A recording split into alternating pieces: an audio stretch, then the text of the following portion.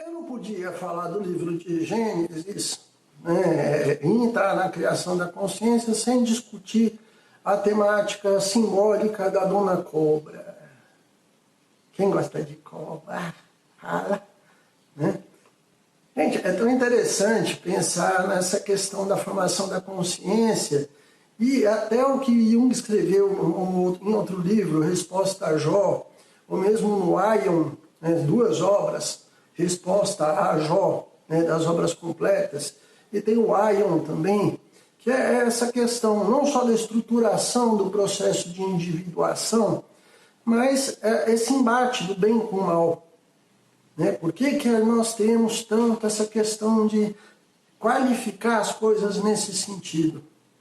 E eu falo que a humanidade ainda está muito primitiva, e isso eu atribuo muito ao cenário religioso fundamentalista da nossa atualidade, onde você tem uma hiperestimulação da ideia de pecado, de crime, de castigo, e que isso faz muito mal para o ser humano. E detalhe, isso está no protestantismo, isso está no catolicismo, isso está no espiritismo, isso está em quase todas as religiões. Tá? Que você vai para o inferno, né? Você não pode ter sexualidade direito, você não pode ter prazer, você não pode, tudo não pode, tirar a mão, não me toca. Pô, isso é muito chato, sabe? E a gente vê isso em consultório todos os dias. Tá? A galera tem muita dificuldade de falar, olha, eu posso, eu quero. Tá? Até fazer algumas coisas, algumas bobagenzinhas erradas. Tem gente que se açoita, sabe? Arranca a unha, né, com alicate, porque fala, eu pequei, eu fiz mal, sabe? E é tão interessante essa ideia de Deus punitivo, né? Tem um filósofo atual que fala muito disso, inclusive, né? René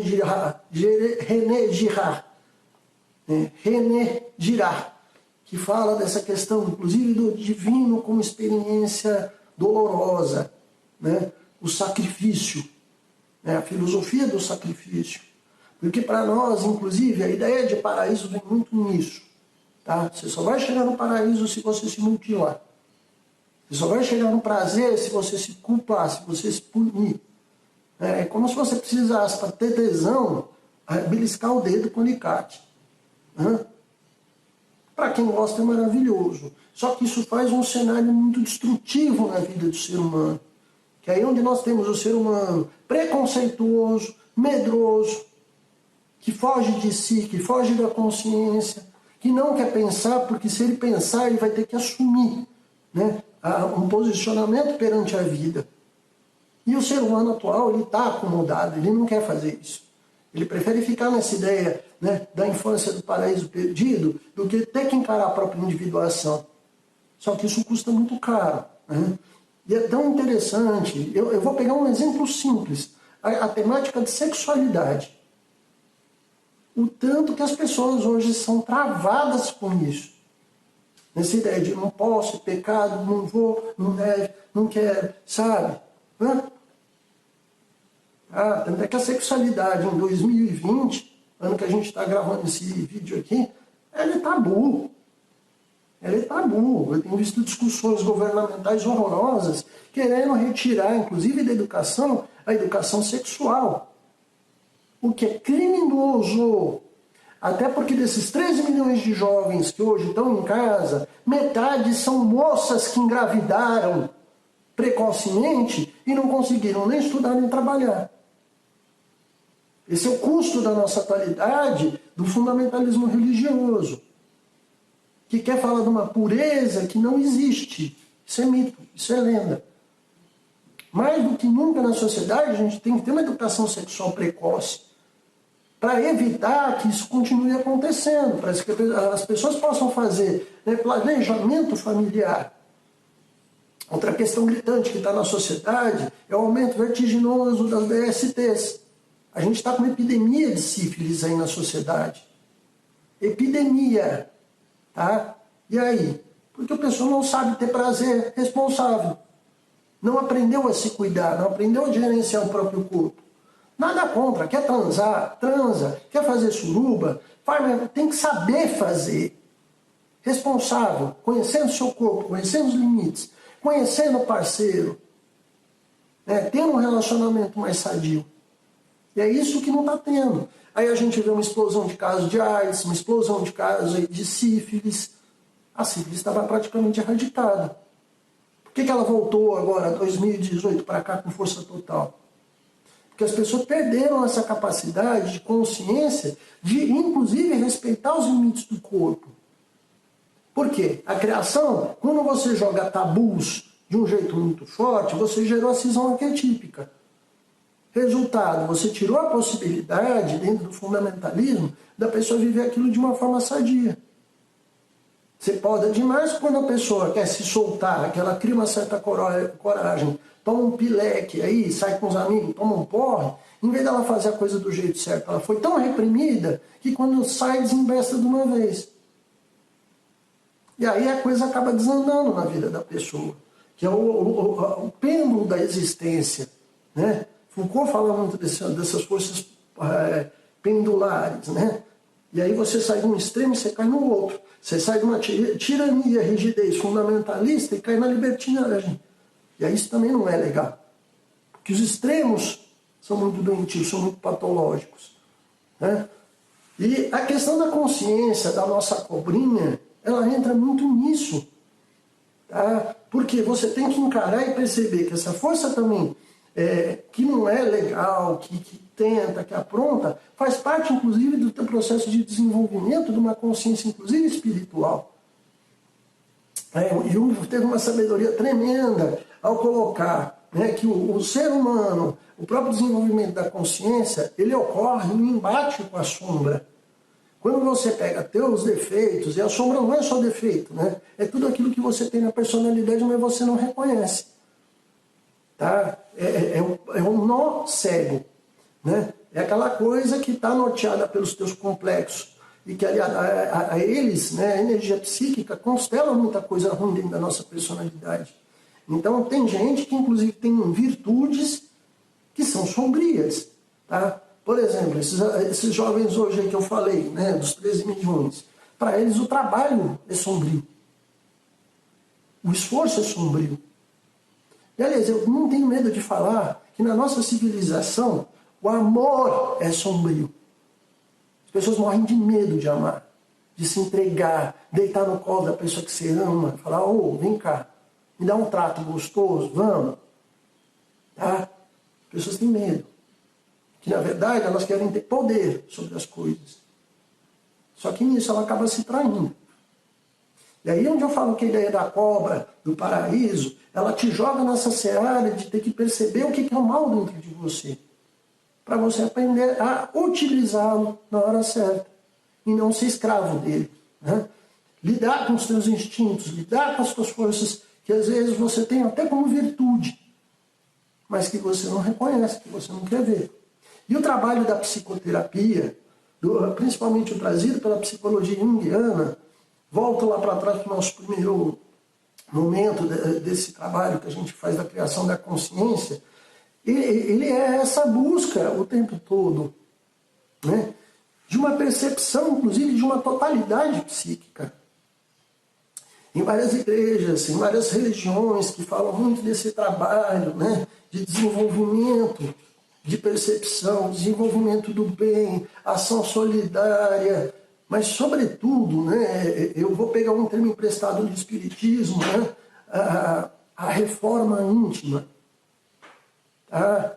Que é um trabalho que deveria ser puxado pelas igrejas, dela te puxar para uma coisa de você se trabalhar, né, para confrontar o que você tem de pior e evoluir como pessoa, como ser humano.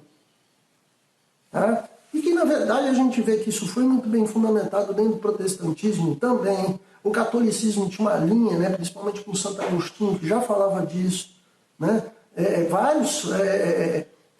Pessoas magníficas da Igreja Católica falaram disso. São Francisco, né? Reconhecendo inclusive o mal, minha irmã morte, minhas irmãs doenças.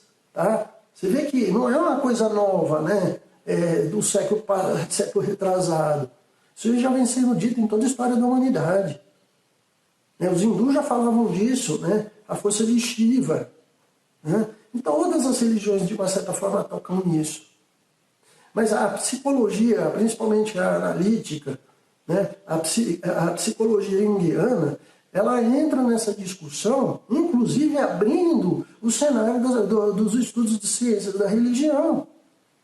O Jung passou a ser citadíssimo, questionadíssimo nesse cenário, quando ele traz o mal e o bem nesse embate, né, nessa questão de formação do caráter do ser humano.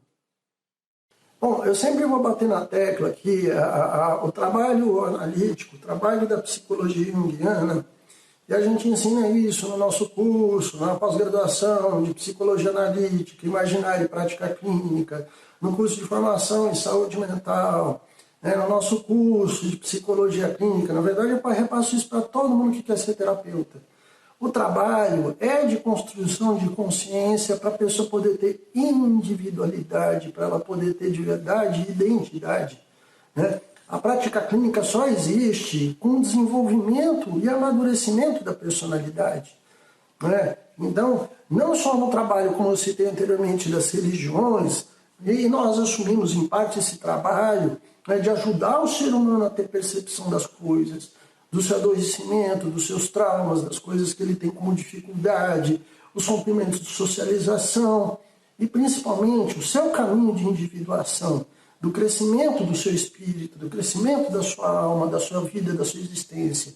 E aí onde está o pulo do gato, que eu acho que diferencia muito a psicologia analítica até de outras abordagens, pela profundidade de autonomia que você pode gerar no indivíduo, sem fortalecer uma dependência, de essa coisa das terapias de sugestão, de tudo tem que perguntar para o mentor, o que eu faço? Não.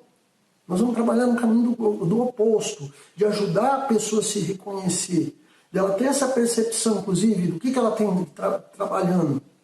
Eu falo muito isso para os meus alunos, que a grande questão, se você estiver sendo um bom terapeuta, o que acaba acontecendo? Você ajuda o teu paciente a se perceber.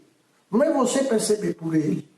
Tá? Você vai orientando o paciente de forma que ele vá se percebendo. E aí você tem uma autonomia fantástica para comportar qualquer coisa na vida. Tá? O caso da paciente que eu contei, né, para vocês anteriormente, né, da moça que tinha rompido o noivado, que ficou muito adoecida, né, até por causa da rigidez dela. Ela foi se dando conta que ela tinha feito um investimento de libido, né, muito pesado. Ela jogou toda a energia psíquica dela, né, nisso. Na ilusão, na fantasia de que ela ia se realizar num relacionamento.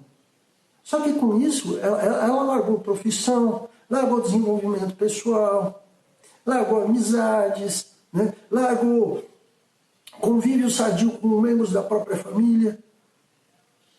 Tá? E isso tudo dá muito errado, né? Vem um relacionamento que, de uma certa forma, não pelo companheiro, não é pela companheira, tá? É porque você perverte a existência das coisas. Aí dá tudo errado, aí logicamente não vai funcionar. Tá? Então, até pedir para a galera que está assistindo, vai lá, curte o nosso canal, se inscreve no nosso canal. Tá? E eu peço muito isso, a gente tem que compartilhar esse tipo de ideia para o ser humano largar de ser essa coisa medrosa, recolhida, fechada e partir para um embate com a vida. Porque o livro de Gênesis traz muito isso. Pô, vamos lutar, vamos crescer, vamos desenvolver. E essa é a graça da existência, essa é a graça da vida. Combater o bom combate, né? Se desenvolver. Tá? Tem dia que a gente está muito de saco cheio, você vai chorar, você vai ter dificuldade, mas ergue tua cabeça e olha para frente, vamos. A gente tem muita coisa para fazer legal nesse universo. Agora, né, a gente não pode permanecer, né, no pensamento infantil de uma terra prometida, de um paraíso perdido, né, de uma Shangri-La, se eu ganhar na Mega Sena, que aí eu nunca mais preciso trabalhar. E isso é muito nocivo para o ser humano. Ou então viver nessa condição de ser da fantasia de pecado, que Deus vai te jogar um raio, se você trepar gostoso, que seu namorado tiver 5 orgasmos uma noite, pelo amor de Deus. Né? A vida não pode ser só essa limitação, né? Esses extremos. E é muito legal se a gente conseguir, né, trabalhar essa ideia de um crescimento sustentável, de uma concepção de vida mais estruturada, estruturante, né? Inclusive positiva, tá? Sair dessa coisa do pessimismo, que essas ideias de fantasia, tanto do paraíso perdido, quanto do crime e castigo, são muito fortes, né? E elas geram o pessimismo que a gente vive hoje em dia na civilização, tá? Então vamos abrir a cabeça, vamos abrir o conhecimento, né? Vamos abrir, né, as nossas atitudes. Até porque você, como terapeuta, você vai precisar viver um pouco disso, de se libertar dessas condições de aprisionamento da atualidade, para poder ajudar o seu paciente, a pessoa que está dependendo de você, também a se libertar, né? Só que isso é um trabalho.